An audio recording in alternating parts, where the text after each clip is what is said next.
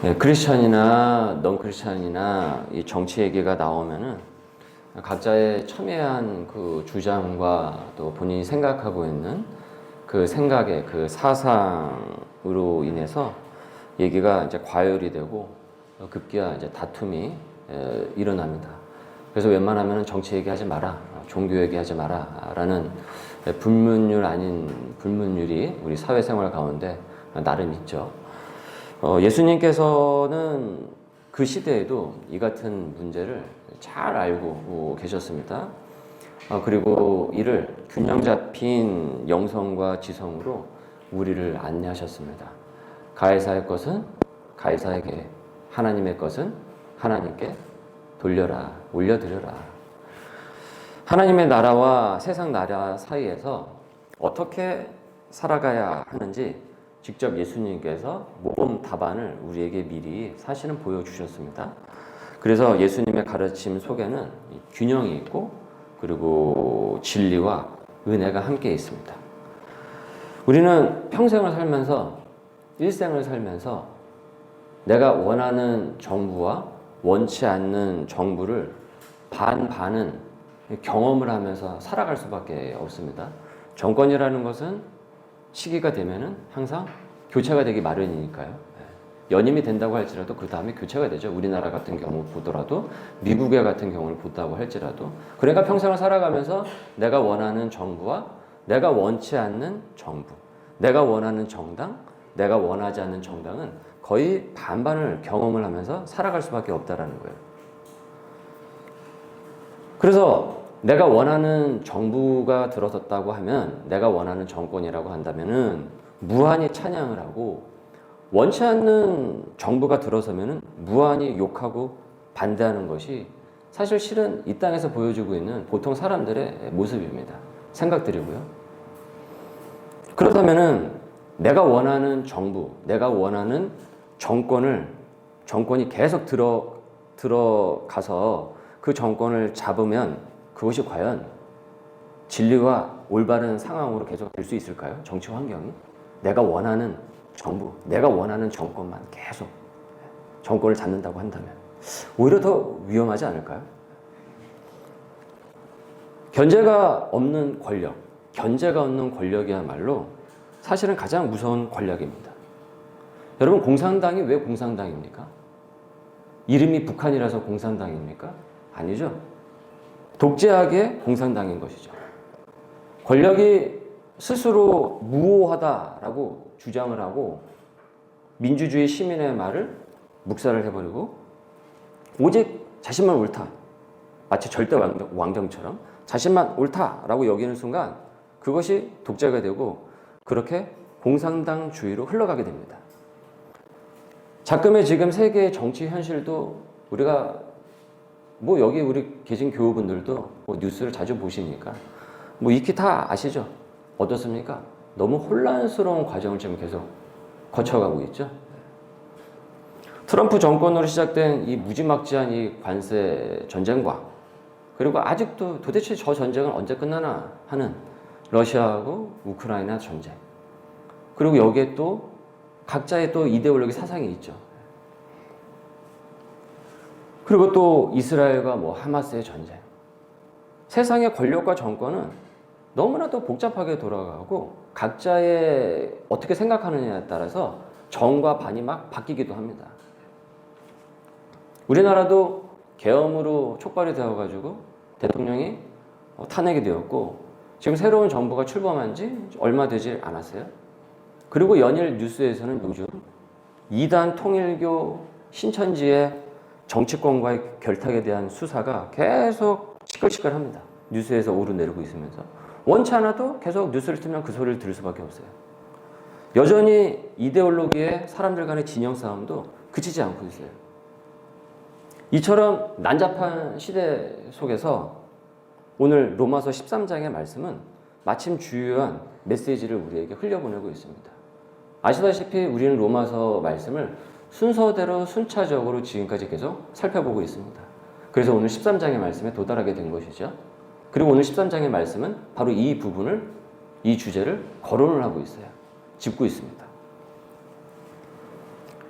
그래서 이 13장의 말씀은 하나님께서는 이 땅을 어떻게 보시는가, 이 세상을 어떻게 보시는가, 그리고 믿는 사람들은 이 땅의 권력과 정치를 어떻게 바라봐야 하는가, 이것을 오늘 로마서 13장에 우리에게 균형 잡힌 시각을, 하늘의 시각을 보음의 관점을 제시한다는 겁니다. 자, 주님께서는 이 예민하고 첨예한 이 주장이 난무하는 이 같은 주제를 산전수전 공준전을 다 겪은 사람, 그리고 위대한 지성과 영성으로 무장이 된 사도 바울을 사용을 하셔서 말씀을 하고 있습니다. 그것이 오늘 로마서 말씀에서 전개가 되고 있죠. 자, 첫 번째, 그래서 주제가 무엇으로 시작이 되고 있습니까? 모든 권세는 하나님께로부터라고 했습니다. 모든 권세는 하나님께로부터. 여러분이 이 권세를 정치로만 생각하시면 안 됩니다. 회사에서의 권세도 있고, 가정에서의 리더십의 권세도 있고, 교회에서의 리더십의 권세도 있습니다. 직장 세계에서의 리더십의 권세도 있습니다. 모든 권세라고 했습니다. 자, 이 말씀은 우리가 원하든 원치 않든 권세 아래 우리는 노인 인생이 될 수밖에 없다라는 것입니다. 그래서 그 권세가 하나님의 허락이 없이는 존재할 수가 없는 거예요. 즉 하나님의 허락 속에서 그 권세가 존재한다라는 것이죠. 이 로마서의 말씀은 하나님께서 허락하시지 않으면은 그 정권도 존재할 수가 없겠죠. 하나님께서 허락하시지 않으면 날아다니는 새가 땅에 떨어질 수 있습니까? 없습니까? 없어요. 그거조차도 하나님의 허락이 없으면 새가 떨어지는 일이 생길 수가 없다라고 했습니다. 너의 머리카락까지 다 세신다라고 했죠. 이처럼 모든 것은 하나님이 어떻습니까? 주권과 통제 속에서 이 세상이 마지막 날을 향하여 가고 있다는 것입니다. 마지막 날을 향하여 가고 있는데 진통이 있는 거죠. 우리 가운데서. 때로는 그 진통이 없었으면 좋겠는데 왜 이런 진통을 허락하셨을까? 그런 의문이 있는 것이고, 여기에 이제 신학적인 주제가 신정론이 이제 나오게 되는 것이죠. 하나님은 공의로우신가? 정의로우신가? 왜 이런 일이 일어나도록 허락하시는가? 나는 이런 일을 겪고 싶지 않은데 왜 이런 일을 겪게 될까? 나는 저런 상사를 만나고 싶지 않은데 왜 저런 상사를 만나서 내가 이렇게 고생을 할까? 나는 저런 목사님 만나고 싶지 않은데 내가 왜 저런 목사님 만나가지고 이 고생을 할까? 우리 교회가 그런 교회가 안 되길 바랍니다. 이거 원고에 없던 얘기가 나오는데. 자, 그런데 여기서 여러분 중요한 것은 허락과 찬성의 차이예요. 허락과 찬성을 잘 구분하셔야 된다는 거예요. 허락이 찬성은 아니죠. 허락이 찬성은 아니라는 거예요. 무슨 얘기입니까? 하나님께서 어떤 정권을 허락하셨다고 해서 그 정권의 불의와 악을 다 승인하신다라는 뜻이 결코 아닙니다. 때로 하나님은 징계의 도구로서 그 정권을, 그 정치력을 사용하시기도 합니다. 제가 이상한 얘기하는 것이 아닙니다. 성경에 나와 있는 얘기를 그대로 말씀을 드리는 거예요. 그래서 성도는 내가 원하는 정권이니까 무조건적인 맹종도, 내가 원하지 않는 정권이, 내가 원하는 정권이 아니니까 무책임한 저항도 아니에요. 계속 비판만 하면서 욕만 해야 되는 거, 그것도 성도의 자세가 아니라는 거예요. 하나님의 주권 아래에서 질서 있는 순종과 그리고 하나님의 법에 위배된다고 한다면, 그것이 내가 원하는 정권이라고 할지라도 위배된다고 한다면 비판적 책임을 동시에 우리는 감당해야 된다는 얘기예요. 다시 정리합니다. 질서 있는 순종과 무엇을 감당해야 된다고요? 비판적인 책임. 질서 있는 순종과 비판적 책임을 감당해야 된다는 거죠. 자, 그래서 1절을 다시 한번 보십시오. 각 사람은 위에 있는 권세들에게 복종을 하라. 권세는, 그 리더십은 하나님으로부터 나지 않음이 없나니, 하나님이 허용하시지 않으면 그 리더십은 형성될 수가 없나니 모든 권세는 다 하나님께서 어떻습니까? 정하신 바라는 얘기죠. 특별히 로마서 오늘 13장 1절은 당시의 로마 이 권세에 대해서 이 방점을 찍고 말씀을 하고 있기 때문에 이 부분에 대해서 우리가 조금 더 살펴보도록 하겠습니다. 자, 우리 교회사 속에서도요, 보시는 바와 같이 정부의 본질에 대해서 두 가지 관점이 있었습니다. 그래서 대표적인 신학자 어거스틴과 토마스 아퀴나스의 관점을 우리가 보게 되면은 먼저 어거스틴은 정부를 필요악이라고 했습니다. 필요악이다. 정부가 악하기 때문에 필요악이 아니라 에덴 동산 이전에는 정부가 필요 없었는데, 타락하기 전에는 정부가 필요 없었는데, 타락한 이후에 인간이 너무나도 타락을 하고 범죄를 계속 일으키기 때문에 이것을 통제를 하고 그 범죄를 억제하기 위해서 정부가 필요하다는 얘기예요. 그래서 정부가 없는 것보다, 무정부보다 정부가 있는 것이 훨씬 낫다라는 것이죠. 이것이 어거스틴이 전했던 말이었어요. 자, 그 반면에 토마스 아퀴나스라는 신학자는 분업과 협력을 위한 질서의 도구로서 이 정부가 있다라고 했어요. 이 얘기는 뭐냐면 정부가 사실은 타락 이전에도 우리에겐 필요했다라고 하는 거예요. 왜 그렇습니까? 여러분, 에덴 동산에 하나님께서 세상을 지으시고 에덴 동산의 그 역할들을 한번 보십시오. 각 역할들이 어떻습니까? 할 일들이 있죠. 분업과 협력이 있죠. 그 모든 것들이. 그래서 사회 질서와 정의를 위해 조직과 법이 필수라는 거예요. 그러니까 정부는 단순히 필요악이 아니라 정의를 세우는 하나님의 질서의 도구다라고 토마스 아퀴나스는 얘기를 했어요. 자, 두 위대한 신학자의 논계의 차이는 있지만은 공통점은 하나입니다. 정부가 필요하다라는 거예요. 정권이 필요하다라는 거죠. 즉 리더십이 필요하다라는 거죠. 여러분, 가정에서 리더십이 필요합니까? 필요하지 않습니까? 필요하죠. 아이들에게 리더십이 없으면 천방지축이 됩니다. 뭘 해도 다 가한 것이 돼버려요. 그건 자율이 아닙니다. 그건 자율이 아니죠. 여러분, 자유롭게 내가 행동한다고 해서 그게 온전한 자유겠습니까? 여러분, 이 세상에 모두가 다 자유대로 해, 하고 싶은 대로 해. 그럼 그게 자유인가요? 그 자유로 인해서 많은 사람이 고통에 빠지게 될 거예요. 그것이 바로 사사기에서 나오고 있죠. 사사기에서 나오고 있죠. 사사를 세웠는데 그 권세에 어떻습니까? 이스라엘 백성들이 온전히 따르질 않아요. 그래서 사사기의 맨 마지막 구절은 무엇으로 끝납니까? 각자 사람들이 자기 소견에 옳은 대로 행하였더라. 그 얘기가 무엇입니까? 우리 아이들 성경을 보면 뭐라고 하는지 아십니까? 지 하고 싶은 대로 다 하더라. 그게 사사기의 마지막 장입니다. 그러니까 왜 하나님께서 이 땅에 권세를 세우셨는지, 인간의 조직을 세우셨는지, 리더십을 세우셨는지, 그것을 우리가 알게 되죠. 여러분, 교회를 한번 축소해서 한번 보십시오. 우리 교회는 교단이 어디에 있습니까? 우리 교회를 무슨 교회라고 부릅니까? 장로교회라고 부르죠. 왜 장로교회라고 부를까요? 왜 장로교회라고 부를까요? 장로라는 조직회가 있는 거예요. 그걸 당회라고 부릅니다. 목사도 장로의 한 명이에요. 그래서 목사 한 명이 혼자 어느 특정 장로나 누구 한 사람에 의해서 교회가 돌아가는 것이 아니라 당회가 조직이 되어서 가장 하나님의 뜻에 맞는 합리적인 의견을 도출하기 위해서 당회를 만든 겁니다. 그것이 바로 장로교회인 것이에요. 즉 하나님께서 우리에게 교회의 권세를 어떻습니까? 허락하신 것이죠. 그래서 장로교회의 역사가 이렇게 되는 거예요. 그런 면에서 우리 소명의 교회는 장로교회이기 때문에 머지않아 우리 교우분들 중에서도 장로님들을 임명을 해야 되는 거예요. 시무 장로님들. 그래서 그분들이 함께 교회를 위하여 사역을 하고 함께 울고 함께 즐거워하면서 교회 사명을 해 나가야 되는 거죠. 교회 살림도 해 나가고.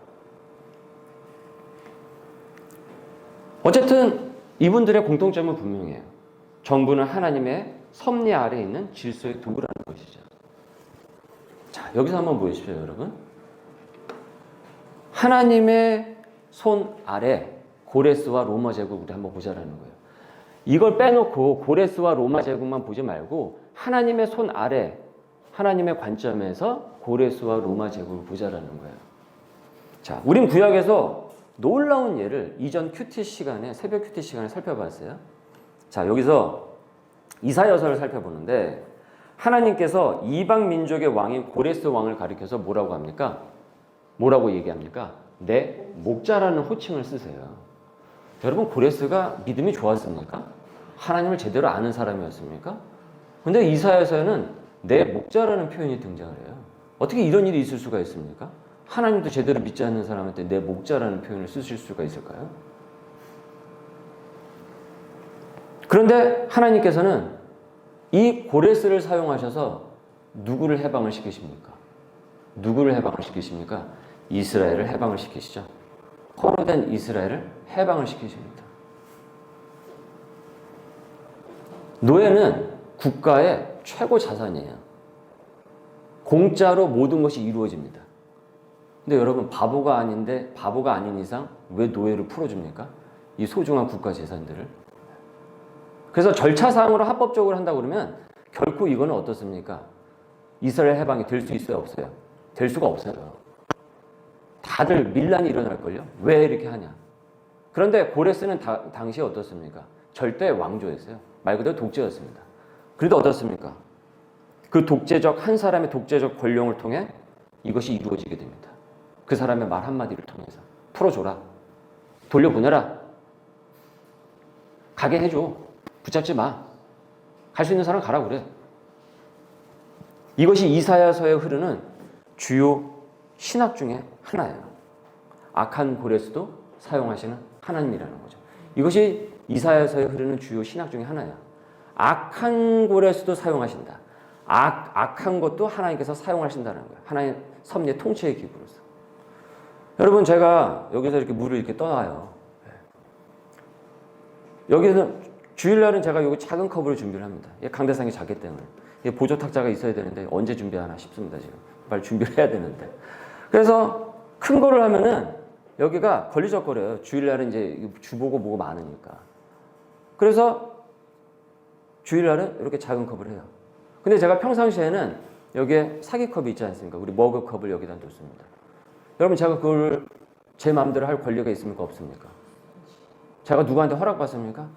민집사님 제가 이번 주에 저기 주일날 예배를 드리는데 제 머그컵 대신 저기 종이컵 좀 쓰면 안 될까요? 제가 이거 허락받아야 돼요? 아니죠.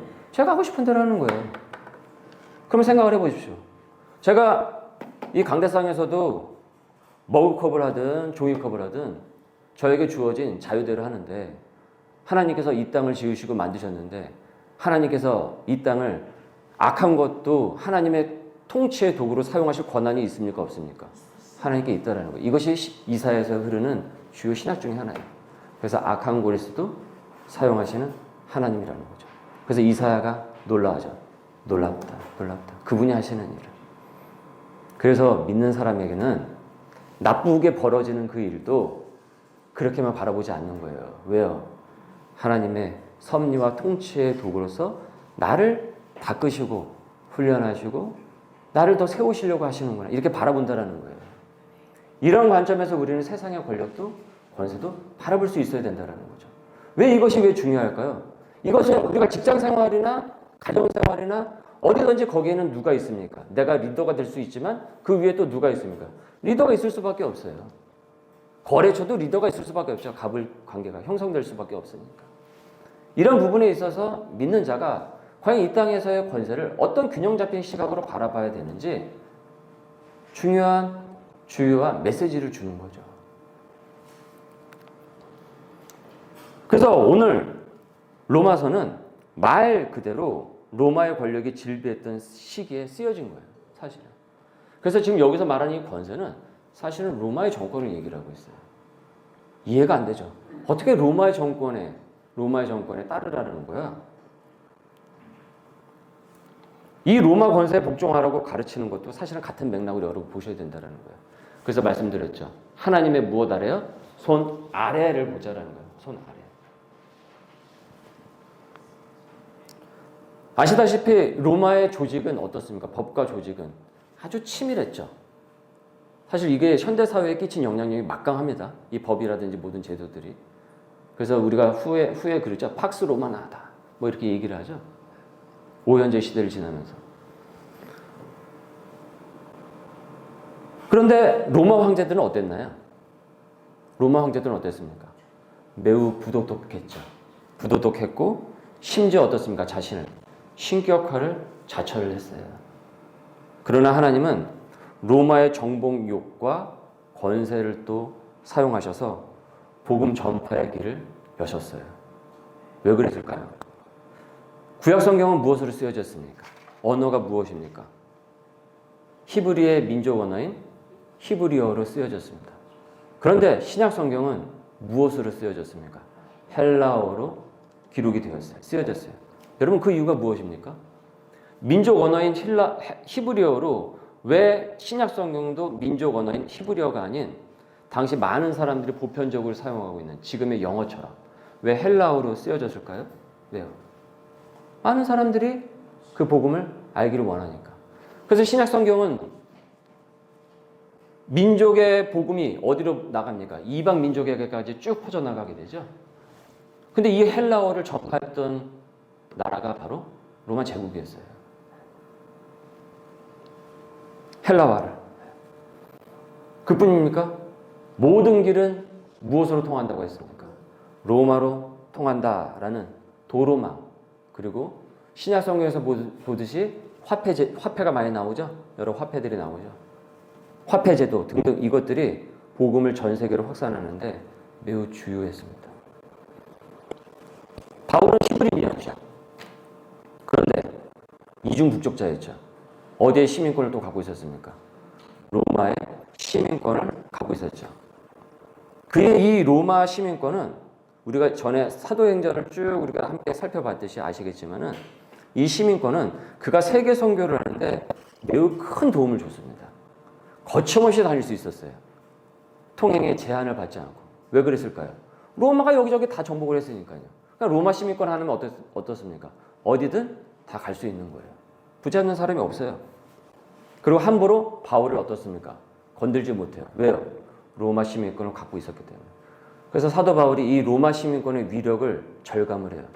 그래서 이 로마 시민권을 아주 강력한 세계 선교의 도구로 적극적으로 활용을 하죠. 왜 하나님께서 네게 로마 시민권을 주셨는가? 아, 이때를 위함이구나. 그리고 시간이 흘러서 약 250년 후에 로마에서 기독교가 공식 종교로, 공인 종교로 인정이 돼요. 근데 그 역할을 당시에 로마 황제가 합니다. 콘스탄틴 황제라는 그 사람이 해요. 그래서 기독교를 공식 종교로, 국교로 정하게 되죠. 즉 황제들의 욕망조차도 어떻습니까? 하나님의 섭리의 도구가 된 것을 우리는 보게 되는 거죠. 자, 그러면 우리 교우분들은 여기서 이런 질문이 나올 수 있을 것 같아요. 그리스도인의 태도인데, 자, 그러면 그렇다고 해서 그러면 로마서가 단순히 악법도 법이니까 정부에 무조건 다 순종해야 되는 것이냐, 다 복종해야 되는 것이냐, 이렇게 얘기하지 않습니다. 그래서 4절을 보시게 되면은 이런 얘기가 나오죠. 읽습니다. 시작. 그는 하나님의 사역자가 되어 내게 선을 베푸는 자니라. 그러나 내게 악을 행하거든 두려워하라 라고 했습니다. 무슨 말씀일까요? 원래 정부의 본래 목적은 하나님의 사역자다라는 것을 상기시키고 있어요. 그 권세도 누구에게 온 것입니까? 하나님으로부터 주어졌다라는 거죠. 그 리더가 그거를 인식하든 인식하지 못하든 그건 하나님께서 주신 거라는 거죠. 그래서 이것을 상기시켜요. 즉 정부는 선을 장려하고 악을 억제하는 그 역할을 맡았다라는 거예요. 그러나 역사를 보면 그렇지 않죠. 로마 제국은 타락을 했고, 그리고 후에 우리가 나치 정권 같은 경우는 홀로코스트를 저질렀어요. 이 얘기는 무엇을 얘기합니까? 오늘도 권력은 어떻습니까? 언제나 부패할 수 있다는 것을 얘기하고 있어요. 언제나. 하나님의 사역자 노릇을 선을 행하지 않고 언제나 그 권력은 부패할 수 있다는 거예요. 설사 내가 원하는 정당이라고 할지라도요. 그러므로 그리스도인의 태도는 하나님의 관점, 즉 복음으로 이것을 바라볼 수 있어야 된다는 거예요. 이 권세를. 복음의 눈으로 봐야 한다는 거죠. 그래서 로마서 13장의 큰 원리는, 기본 원리는 이것입니다. 모든 권세는 하나님께서 허락하신 것이기 때문에 성도는 그 권세에 순종을 하고 함께 선한 시민으로서 살아야 되는 거예요. 그리고 무정부 상태와 폭력은 하나님이 가장 미워하시는 혼란이기 때문에 정부는 타락한 세상 속에서 악을 억제하는 우리에게 주신 하나님의 보호하는 선물이 될 수 있다는 겁니다. 자, 그런데 정부가 악할 때가 있어요. 정부가 악할 때. 이게 골치 아픈 거죠. 선하면 뭐가 문제가 되겠어요? 정부가 악한 일을 할 때예요. 맞지 않는 일을 할 때입니다. 역사 속에서 나치처럼 정부가 스스로 악을 행하는 경우가 있어요. 이때는 정부의 명령이 하나님의 근본적인 말씀과 정면을 충동을 할 때는 우리는 따를 수 없다는 것입니다. 이 얘기도 하고 있어요. 그 예가 성경에 이렇게 나오죠. 사도행전 5장 29절에 사도들이 이렇게 얘기하죠. 사람보다 하나님께 순종해야겠다라고 합니다. 그리고 출애굽기의 3~8을 한번 여러분 생각을 해보십시오. 히브리 남자아이를 살해 명령은 어떻습니까? 거부했죠. 그래서 요게벳이 누구를 거기 갈대 상자에 해서 떠나보냅니까? 누구를 떠나보내요? 모세를 떠나보내죠. 예수님 아니죠? 모세를 떠나보내죠. 거기에 순응하지 않은 거죠. 그리고 다니엘 어떻습니까? 금식 기도하지 마. 기도하지 마. 왕한테만 충성 맹세해. 하지 마. 너희들 그거. 근데 어떻습니까? 다니엘이 기도하다가 어디에 들어갑니까?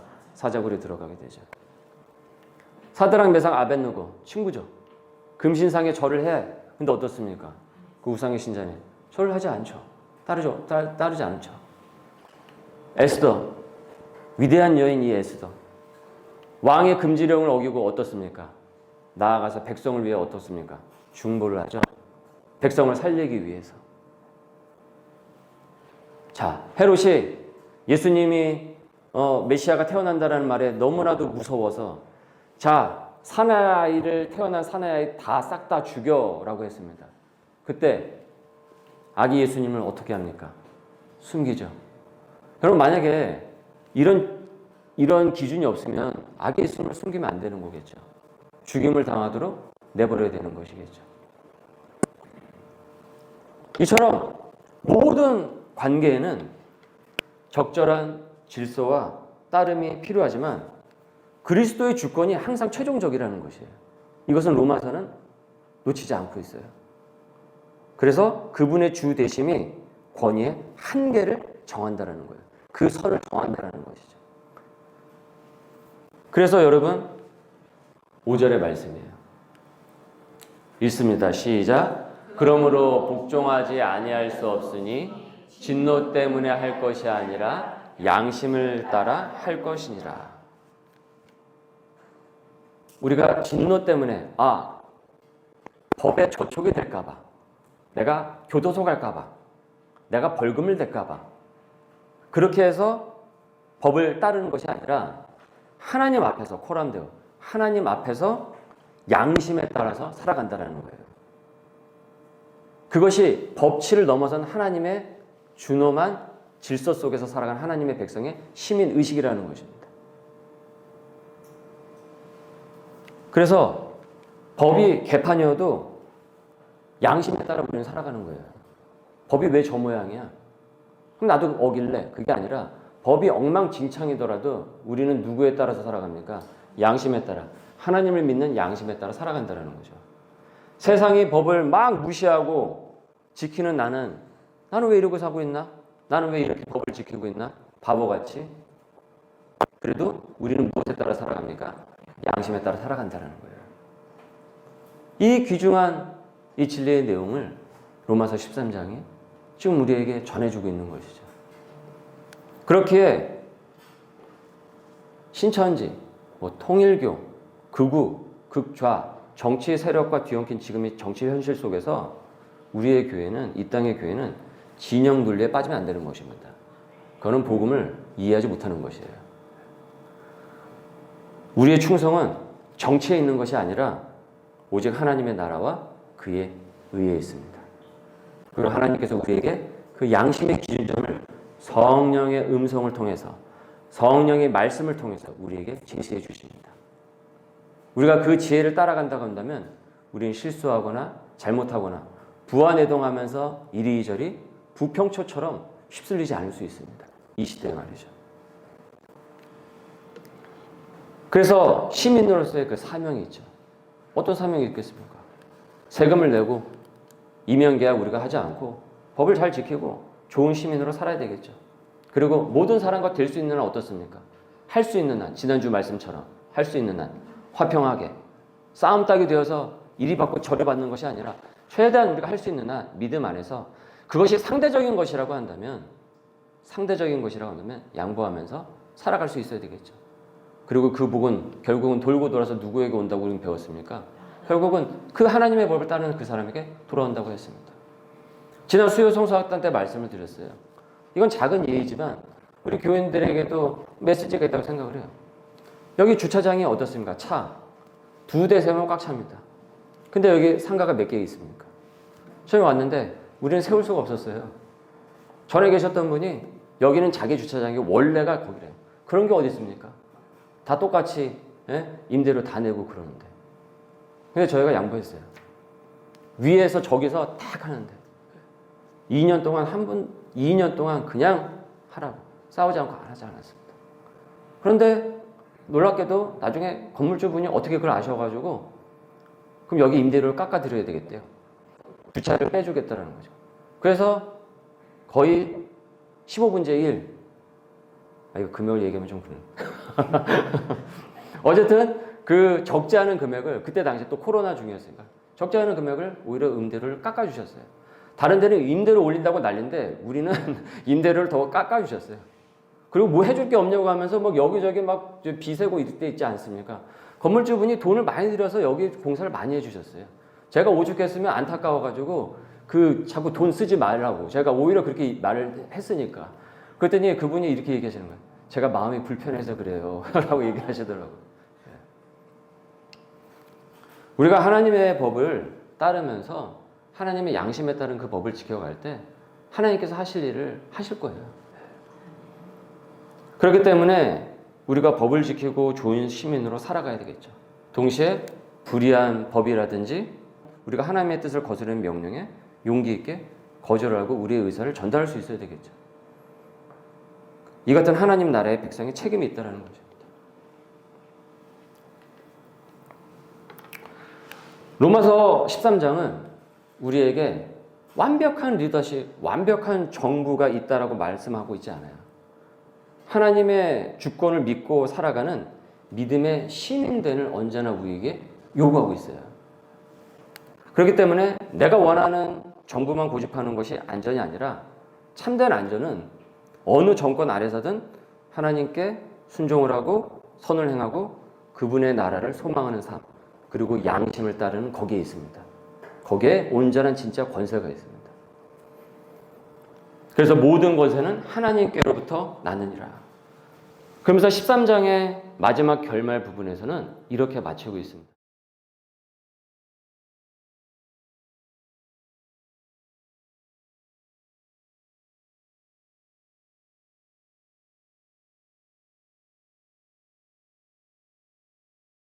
우리는 이 땅의 권세를 영원의 관점에서 바라봐야 된다는 거예요. 여러분, 이 땅의 권세가 영원합니까? 건불 10년이라고 했습니다. 화무 11홍이라고 했죠. 언제든지 그 정권은 다 사라질 수밖에 없습니다. 모든 것이 다 그렇습니다. 그렇기 때문에 궁극적인 권세는 하나님께 속한다는 거예요. 하나님께. 우리의 구원이 가까워질수록 그래서 우리는 어떻습니까? 더 깨어 있어야 하고 더 하나님의 나라를 바라보며 살도록 이 로마서의 13장은 이렇게 우리에게 정리해주고 있어요. 그렇기 때문에 정부에 대한 따름과 또한 그것을 따르지 못한 그 모든 고민조차도 결국은 이 땅의 일인 것이고 영원한 구원 앞에서는 상대적인 것이라는 것을 우리는 항상 기억해야 됩니다. 그걸 맹정하면 안 된다는 거죠. 그렇게 성도는 땅의 권세를 하나님의 권세 아래서 존중을 해주되 하나님의 권세를 최종적 거기에 두고 양심에 따라서 살아갈 때 하나님께서 착하고 충성된 종이다 라고 저와 여러분을 칭찬해 주실 것입니다. 이 복잡하고 이렇게 첨예한 이 정치적 대립이 난무하는 세상 가운데서 온전한 분별력과 지혜를 갖고 하나님의 선한 시민으로서 양심을 따라서 살아나갈 수 있는 저와 여러분이 될 수 있기를 주님의 이름으로 축원합니다. 우리 말씀에 잇대어 기도하겠습니다. 권세 위에 계신 하나님을 주님 신뢰하고 선한 시민으로 살게 하여 주시옵소서. 세상 권세를 말씀으로 명료히 분별하며 휩쓸리지 않으며 선한 지혜로 살아가게 하여 주시옵소서. 우리 함께 같이 기도합니다.